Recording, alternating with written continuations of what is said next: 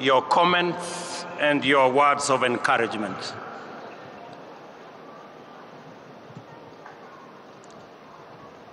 To the people of Kenya, this is a momentous occasion for our country.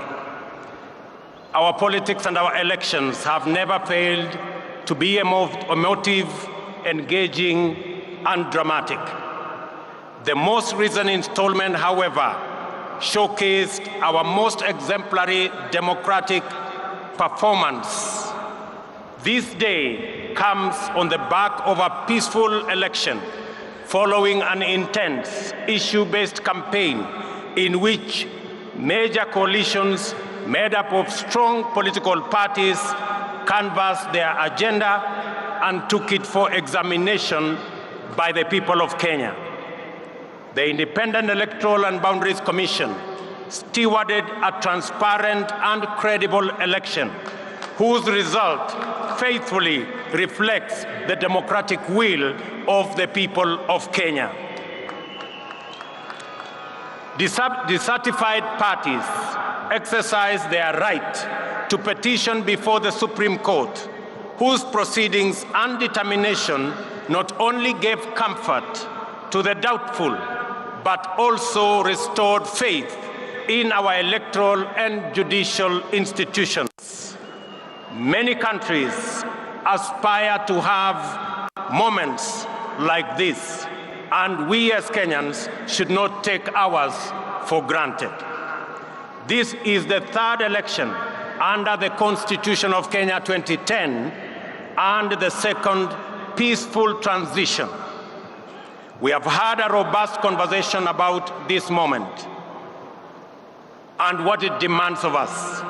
And we have sought to answer the question whether this is a constitutional moment or an economic moment. In this process, we have demonstrated the maturity of our democracy, the robustness of our institutions, and the resilience of the Kenyan people. My competitors and I mobilized vigorously to offer the citizens of Kenya the most appealing agenda as well as the best roadmap to achieving it. I remain firm in the conviction that all sides in the last election did their best to present a pathway to actualize the people's aspirations. The just concluded election was a choice between competing ideas towards the Kenya we want. Elections and democracy entail unifying competition, not divisive rivalry. The performance of our security services, the performance of the IEBC and the judiciary was put to severe test.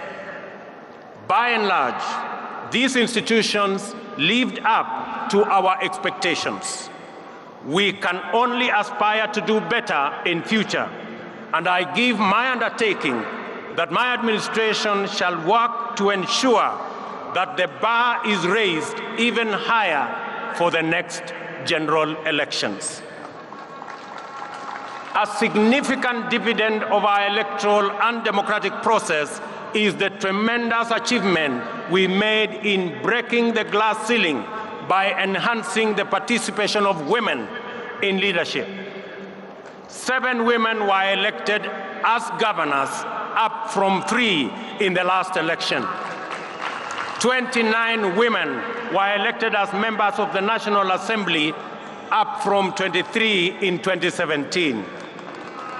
7 women deputy governors and 3 women senators were elected as well.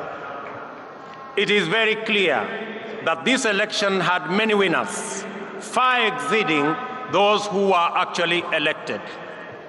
By far,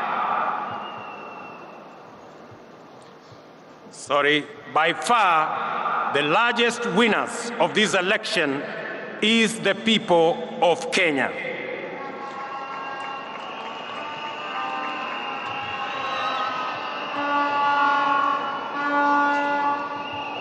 We have done well as a nation. We have blazed the trail in an increasingly challenging environment where democracy is consistently on trial. We have come a long way in our nation's journey to freedom, and going by our most recent performance in these elections, we conclude in confidence that we are almost home. Allow me, ladies and gentlemen, to single out the Independent Electoral and Boundaries Commission for special commendation for the courage to do the right thing under exceptionally challenging circumstances. As an institution, they have set a new standard in public service that is uncompromising, professional, and exemplary, while raising the bar of integrity of our public officials and public institutions. It is appropriate to single out for special mention the chair of the IEBC, Wafula Chebukati, for standing firm, resisting bribery, resisting intimidation, and resisting blackmail, and doing the right thing. It is also appropriate to celebrate our judiciary for sustaining its tradition of boldly giving much-needed guidance, especially in allaying post-election anxieties and resolving grievances in a sensitive, credible, and authoritative manner. Judiciary's articulation of the aspirations and standards enshrined in the Constitution has deepened our democracy and institutionalized our rule of law. Our judiciary is now, without a doubt, Kenya's biggest constitutional dividend. The judiciary has successfully arbitrated 3 election disputes and defended the nation against formidable onslaughts on our Constitution. Our judiciary has demonstrated transparency in its proceedings and decision-making, thereby consolidating its independence, authority, and legitimacy. I also take this opportunity to say a special word of appreciation to our security services for a commendable job at a critical moment in our nation. Their services and heroic sacrifices they have made beyond the call of duty has kept our nation safe. I am aware that our uniformed services effectively resisted concerted attempts to foment unrest and subvert the will of the people. My special commendation also goes to all our candidates who contested various positions. Their participation enhanced competition and enriched public debate that underpins democratic choice. Special recognition goes to my worthy competitor and friend, the Honorable Raila Amolo Odinga, and his running mate, the Honorable Martha Wangari Karua, and all the other candidates who mounted a vigorous and determined campaign. I assure them that their supporters will be my constituents. I will work with all Kenyans, irrespective of who they voted for.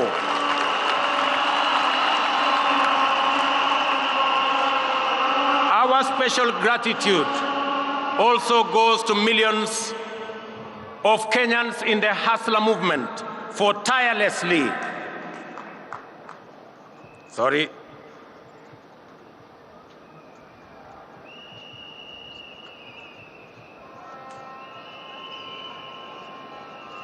Very good. Very good. Our special gratitude also goes to millions of Kenyans in the Hustler movement for tirelessly mobilizing for the campaign and executing a historic revolutionary feat, perhaps as great as the daring exploits of our legendary freedom fighters. This includes all our campaign volunteers, agents, mobilizers, and those who contributed whatever they could in whatever form to keep the movement going. I also appreciate our religious community and institutions for their support, their prayers, and encouragement. I commend the church in particular, and in equal measure, the Islamic religious leadership for their considerable support to us and our campaign. We also appreciate them for continuously exploring avenues for interfaith understanding and solidarity, which have gone a long way to enhance tolerance and cohesion in Kenya. Faith-based institutions continue to play a noble and indispensable role in our communities, and I commit that we will enhance our partnership, build on our collaboration, and enhance our support to them. At this juncture, it is important for me to speak directly to the youth, and especially those who participated in one way or another in the election campaigns. I commend you for resisting pressure and enticement to be misused as agents of conflict and disruption during the electioneering period. I also congratulate those who went out to seek various roles within campaigns and election, thus playing their part in keeping Kenya's democracy robust. Even if your candidate did not win, your participation in the activities of our political parties, campaigns, and elections is the beginning of political internship. My political journey similarly began as a young campaign volunteer fresh out of university in 1992. Your experience and lessons learned should form the basis for your leadership journey going into the future. We have all therefore emerged out of this contest stronger, more united, and alive to the issues that are common to all of us. We should remain conscious that we have all been elected to work together in ensuring that our children go to school, our people have food and decent health care, and our young people have jobs, and our workers have dignified livelihoods. For we believe strongly that every hustle matters. Dreams and ambitions live in the hearts of Kenyans who struggle daily against daunting odds, often with nothing except stubborn hope. Some succeed, others fail, while others also do not even get a decent chance. Before the nation and the world today, I stand with great humility and profound joy as a living testimony that with faith in God, willingness to work hard, and a commitment to a vision, dreams can become reality in the fullness of time. I promise to throw open every door of opportunity and to keep every door open until success stories become the norm rather than the exception, and urge all other leaders to do the same so that we can together expand opportunity and chance for many of our citizens. Ladies and gentlemen, we should consolidate our success in the just concluded elections and enhance the capacity and performance of our governance institutions. The innovative deployment of technology to secure election results has been the Electoral Commission's pioneering breakthrough. Going forward, we will support the IEBC's institutional capacity so as to expand the deployment of technology to cover all elections from those of MCA to those of the president. I also believe that there is tremendous opportunity for IEBC to support electoral processes in our political parties as part of the broader democratic development. To consolidate the place of the judiciary in our constitutional and democratic dispensation, my administration will respect judicial decisions while we cement the place of Kenya as a country anchored on democracy and the rule of law. Our campaign for financial independence of the judiciary has paid off with the implementation of the Judiciary Fund on July 1 this year. My administration will scale up the budgetary allocation to the judiciary by an additional 3 billion shillings annually for the next 5 years. These resources will support the bottom-up scaling of justice by increasing the number of small claims courts from the current 25 to 100.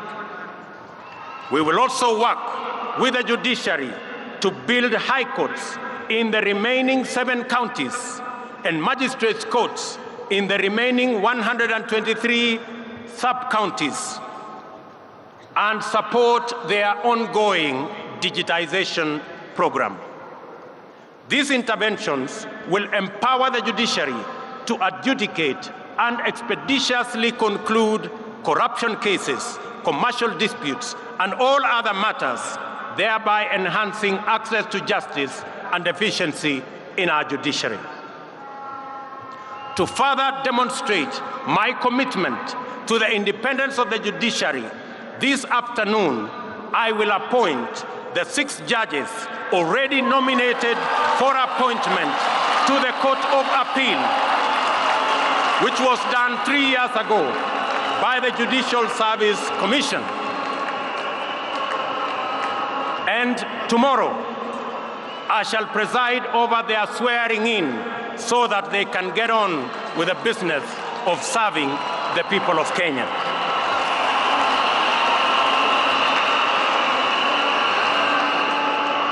As required by Article 245 of the Constitution, the Inspector General of Police is mandated to exercise independent command over the National Police Service. The service's operational autonomy, however, has been undermined by the continued financial dependence on the office of the President. This situation is going to change. As I address you,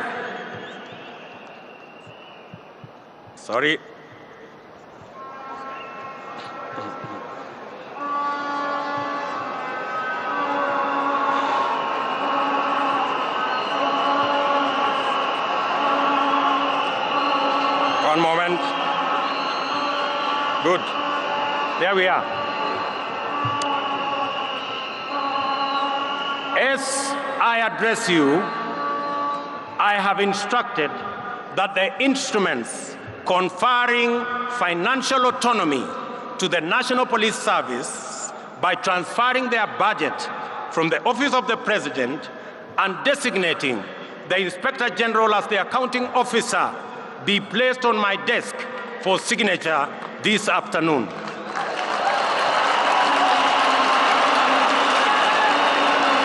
Financial independence of the police will give impetus to the fight against corruption and end the political weaponization of the criminal justice system, an undertaking I made to the people of Kenya. I understand the deep fissures and low morale in the public service, the intimidation that was visited on IEBC commissioners and staff during the election was also meted out on various other agencies and staff in public service. This is now in the past.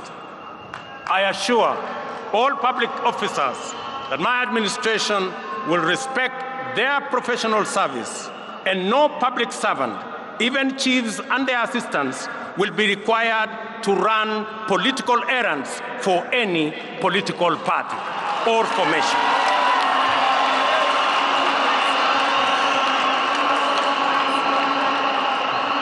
Ladies and gentlemen, we anchored our campaign on the platform of the economy premise on job creation and the well-being of the people of Kenya, and we have been working continuously on the measures to bring down the cost of living. Our people are confronted daily with increasingly unaffordable prices, especially food and transport. In our economic forums across the country, during the campaign, citizens consistently shared their anxiety, their pain, and their fury on this matter. It therefore calls on us for urgent and decisive resolution. The interventions in place have not borne any fruit. On fuel subsidy alone, the taxpayers have spent a whopping 144 billion, 60 billion in the last 4 months alone. If the subsidy continues to the end of the financial year, it will cost taxpayers 280 billion, equivalent to the entire national government development budget. Additionally, there was an attempt to subsidize unga in the run-up to the election, a program that cobbled up 7 billion in 1 month.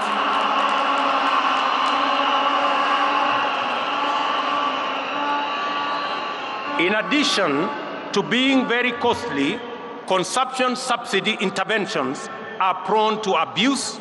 They distort markets and create uncertainty, including artificial shortages of the very products they seek to subsidize.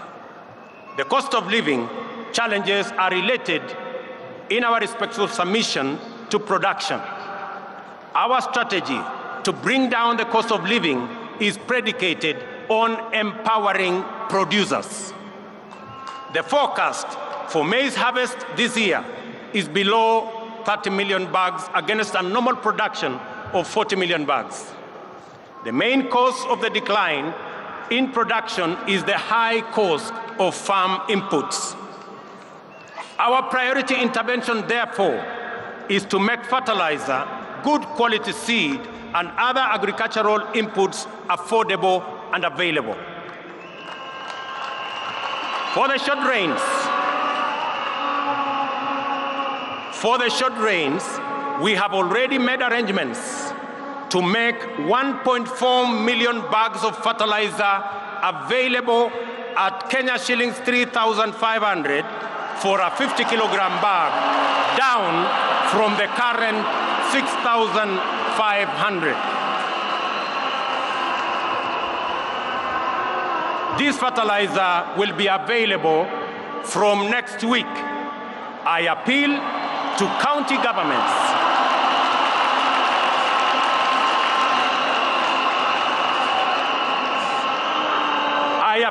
county governments in eastern, central, and western regions, where we are expecting short rains, to work with us in making sure that this fertilizer is available to all farmers in that region so that we can begin the journey to increase our food production initiatives.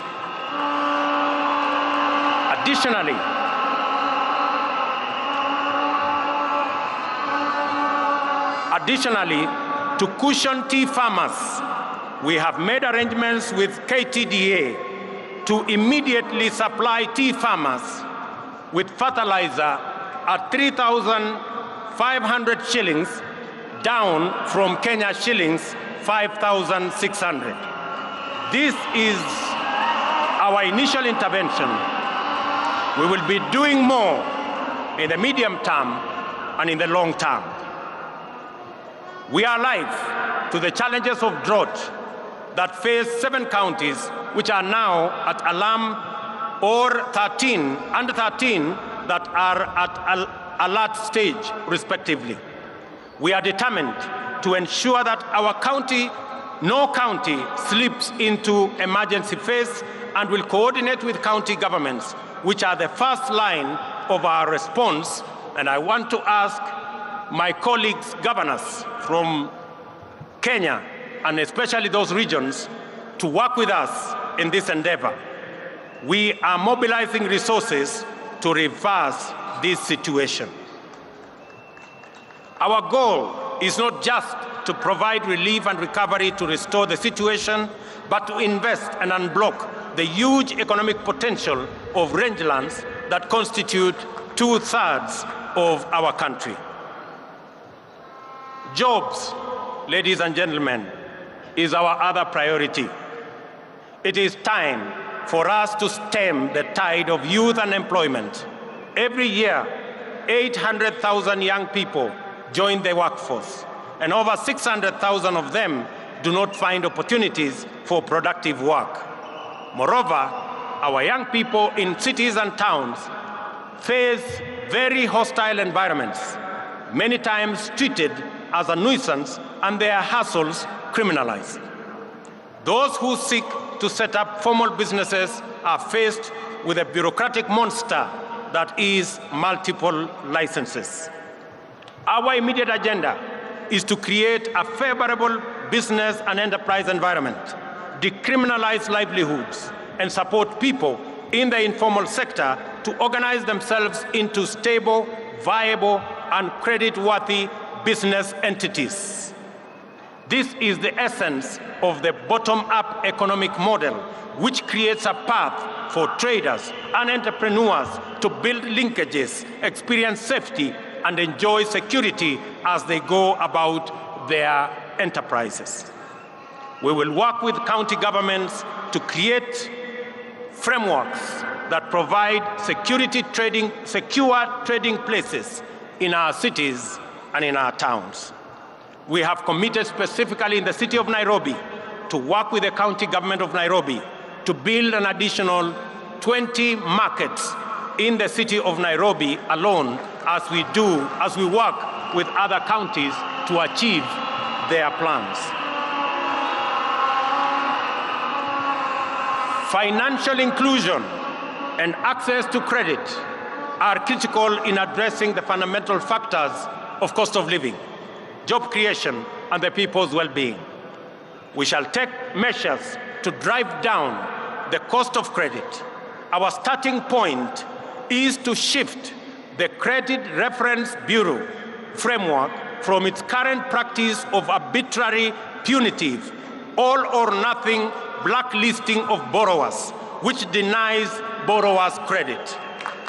We will work with credit reference bureaus on a new system of credit score rating that provides borrowers with an opportunity to manage their credit worthiness. This will eliminate the culture of blacklisting. In our engagements, traders also complain about the onerous burden involved in cash transactions exceeding 1 million. Many have reverted to storing money under their mattresses at great risk, which is clearly not the intention of the anti-money laundering regulations. While we remain fully committed to mitigating this risk, we believe that there is scope to make compliance. Sorry, again.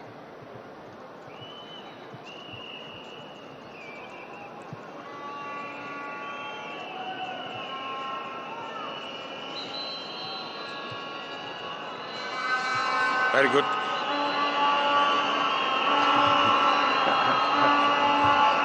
While we remain fully committed to mitigating this risk, we believe there is scope to make compliance less burdensome on genuine business transactions. I have been assured by the central bank that work is ongoing on how to ease this burden without compromising the security of our financial system. Shortly, I will be announcing to the country what we have agreed with the central bank so that Kenyans can go ahead and facilitate their transactions without unnecessary impediments. Ladies and gentlemen, we shall implement the Hustler Fund, dedicated to the capitalization of micro, small, and medium enterprises through chamas, SACCOs, and cooperatives to make credit available on affordable terms that do not require unnecessary collateral.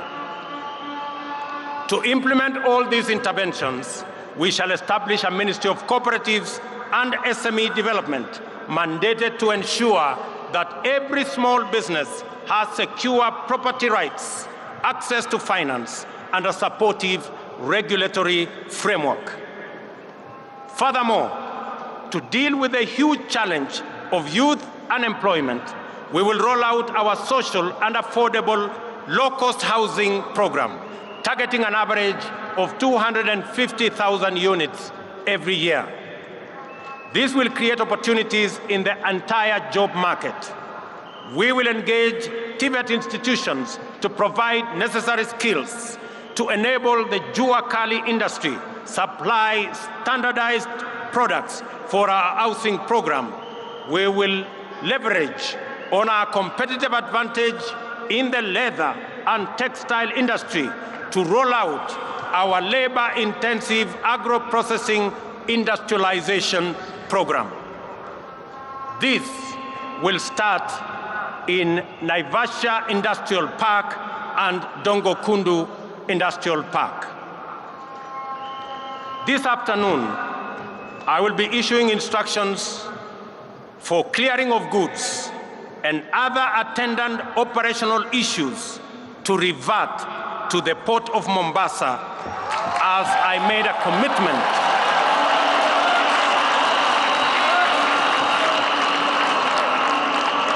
to Kenyans. This will restore thousands of jobs in the city of Mombasa. Ladies and gentlemen, we must stabilize our public finances. This year, we will spend 60% of our revenues to service our debt.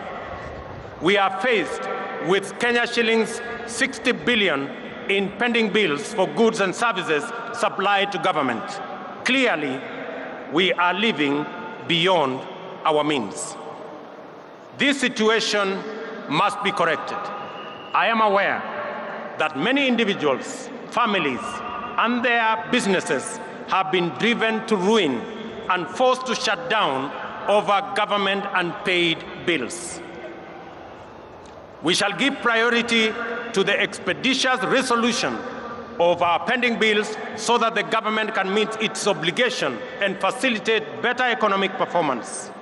In the coming weeks, we shall advise government creditors on the mechanisms for the resolution of their outstanding payments. We are committed to ensuring that they are paid in the shortest time possible. Additionally, we urgently need to expand our tax base. Our job creation agenda and the capitalization of our SMEs will go a long way in broadening our tax bracket. We will make KRA more professional, efficient, responsive, and people-friendly. I urge taxpayers to respond by undertaking their patriotic duty and pay their taxes. In furtherance to this, oversight institutions such as the Auditor General and the Controller of Budget will be adequately funded to execute their mandates. On the matter of gender parity, I am committed to the two-thirds gender rule as enshrined in our Constitution. We will work with Parliament to fast-track various legislative proposals and establish a framework that will resolve this matter expeditiously, as I promised in our manifesto. The participation of women in our governance does not make us lesser, it makes us greater. And their role can no longer be nominal, it must be substantive. Ladies and gentlemen, our health agenda is premised on fundamental reform in the way health is financed and provided. We shall reform the National Insurance Fund to make it a social health insurance provider, improve procurement of medical supplies, deploy an integrated, state-of-the-art health information system, and most importantly, provide adequate human resources at all levels. Contributions to the National Hospital Insurance Fund will now be graduated and will depend on people's income. There is a robust conversation, ladies and gentlemen, in the country on education, and in particular, the implementation of CBC curriculum. Public participation is critical in this matter. I will establish an education reform task force in the presidency, which will be launched in the coming weeks. It will collect views from all players in line with the constitutional demand of public participation, and we are particularly alive to the anxieties of parents on the twin transition of the last 844 class and the first CBC class in January next year. I assure all that there will be a solution to the matter before then.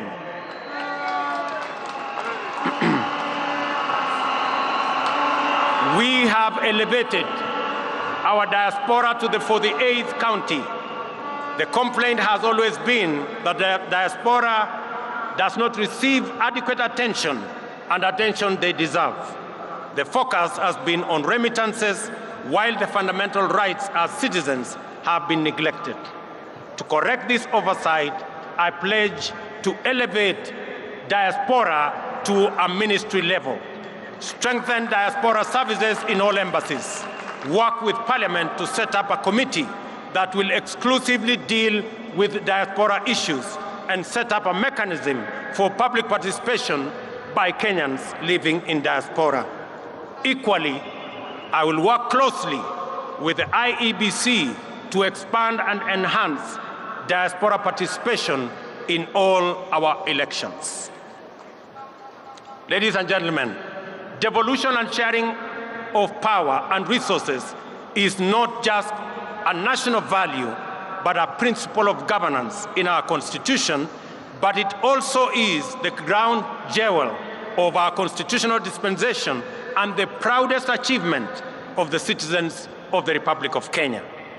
Every part of our country has experienced the positive impact of this invaluable institution, and Kenyans yearn for better performance of all our devolved units. One of the best ways of accelerating national development is through collaboration with county governments. As Deputy President, I witnessed firsthand the tremendous potential of intergovernmental synergy and look forward to scaling up our capacity to harness these bountiful possibilities.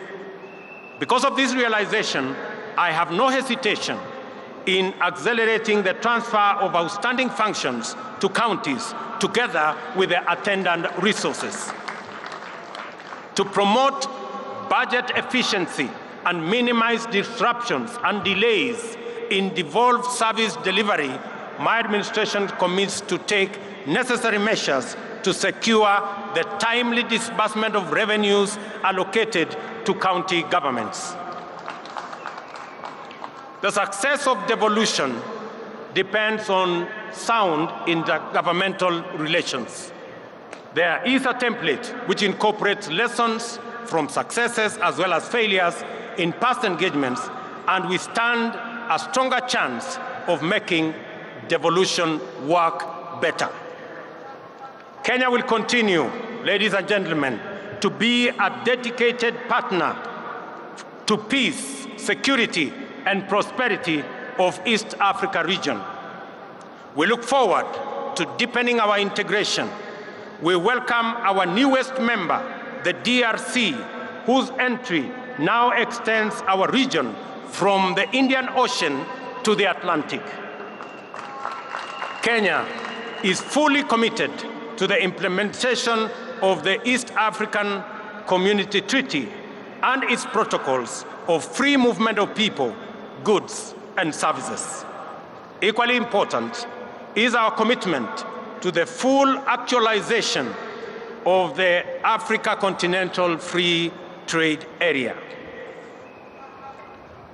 Ladies and gentlemen, Kenya will continue playing its role in international diplomacy at the bilateral and multilateral levels, appreciating that we are host to major international agencies, including the United Nations.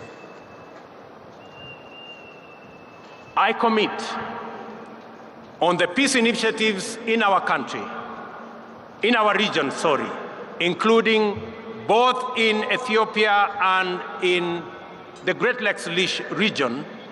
I have asked my elder brother, President Uhuru Kenyatta, who has done commendable engagement with those regions, and he has graciously agreed to continue chairing those discussions on behalf of the people of Kenya.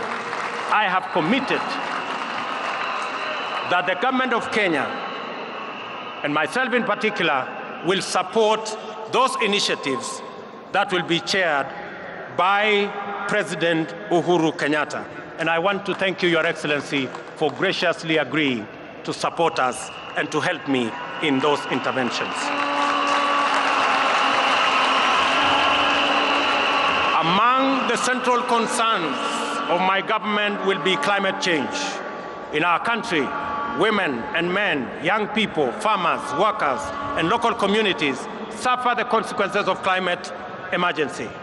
It is not too late to respond. To tackle this threat, we must act urgently to keep global heating levels below the 1.5 Celsius, help those in need, and end addiction to fossil fuels. Africa has the opportunity to lead the world. We have immense potential for renewable energy. Reducing costs of renewable energy technologies make this the most viable energy source. Kenya is on transition to clean energy that will support jobs, local economies, and sustainable industrialization. In Kenya, we will lead this endeavor by reaffirming our commitment to transition to 100% clean energy by 2030. We call on all our brothers and sisters in our continent to join us in this journey. As members of the international community, we shall support a successful climate summit in Africa in November by championing delivery of finance and technology needed for Africa to adapt to climate impacts, support those in need, and manage the transition. My administration is ready to work with global partners to fight pandemics and other health emergencies. We are also committed to promoting Kenya's vigilance and efficacy in responding to emerging public health challenges. We stand ready to play our role in the collective effort to keep the public safe. I call upon countries that have developed vaccines to make them available to us. Ladies and gentlemen, my government commits to create a business-friendly environment, eradicate barriers that hamper business development and growth, and make Kenya one of the most compelling and attractive business destinations. We are an open, democratic society founded on freedom and justice. We take pride in receiving visitors and offering them our legendary hospitality. Kenya is a land of immense natural beauty and unforgettable delights. Ladies and gentlemen, I stand here on my day one as president I make a commitment that in the days ahead, I will make pronouncements that are going to better define the trajectory of my administration. I promise to make every Kenyan proud and to ensure the economic well-being of all of us. Without exception, ladies and gentlemen, I want to thank you for being patient with us, and I want to commit that I will work hard for all the people of Kenya, irrespective of who or how they voted. I've also promised to work with all the leaders, young and old, present, retired, and coming, so that we can build one nation and harness every talent, every effort, all energies in driving our republic forward. I make my commitment to all those who have served in government that their place in our nation will be secured. To our friends in our region, in Kenya, you have a reliable partner, and we look forward to building on the success of the leaders who came ahead of us. God bless you. God bless Kenya. May the very good Lord bless all of us. Asanteni sana na Mungu awabariki. Tusimame sote kwa wimbo wa taifa. Niombe tutulie kwa wimbo wa taifa, na baada ya wimbo wa taifa nitaomba sote tubaki tumesketi kwenye dais.